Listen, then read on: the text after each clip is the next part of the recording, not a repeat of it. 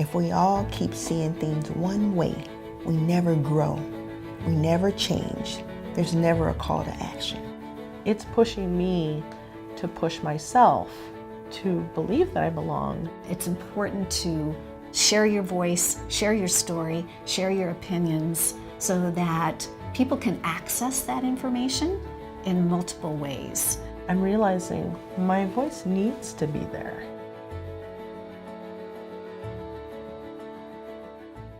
The theme that we are exploring today is legacy, or what words might you associate with legacy?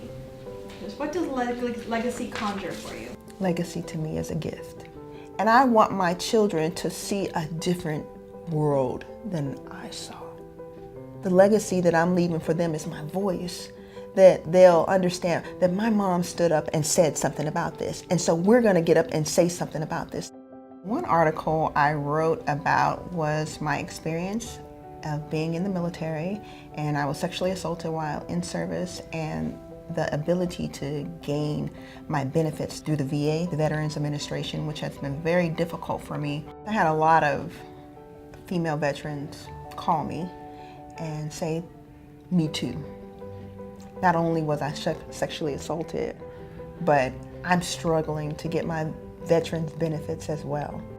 Legacy to me is partnership, leaving a piece of maybe what you've created or built behind. The piece I wrote about was what funders can do to support youth-led movements, but then also what adults can do to support young people. I got funding as a result of writing that piece. And I received a grant to be able to start teen reproductive health projects here in Tucson, really to increase access to reproductive health services for teens who are in foster care, living on the streets, who've been previously incarcerated.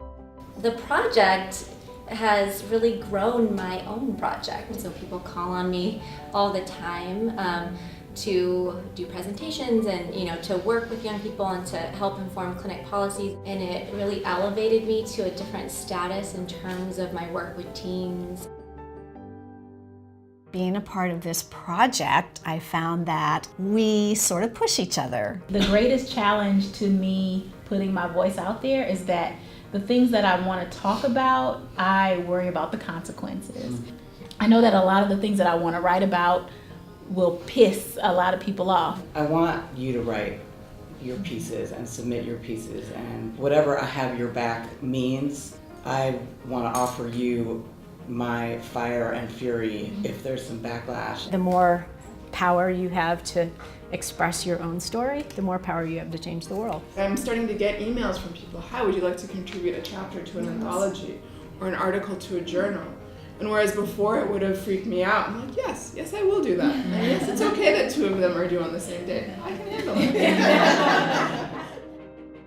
Writing about it has helped me remember why I do what I do, and that, like one kid and one conversation can, I do believe that it changes the world. Why I do what I do is because I love my community.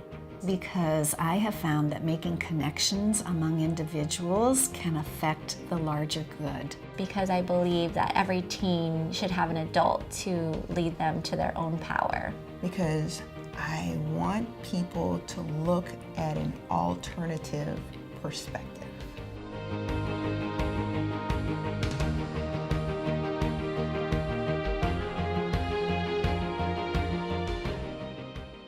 We are all experts in various things to various degrees at various times. Every single one of us has a right and a responsibility to shape history. It's about building a better history and a better story and a better future. We want to tell our stories not just with our words, but with our lives. This passion that I have for working with young people really has a place in society, and so participating in the Public Voices has really allowed me to see that there's a space for that.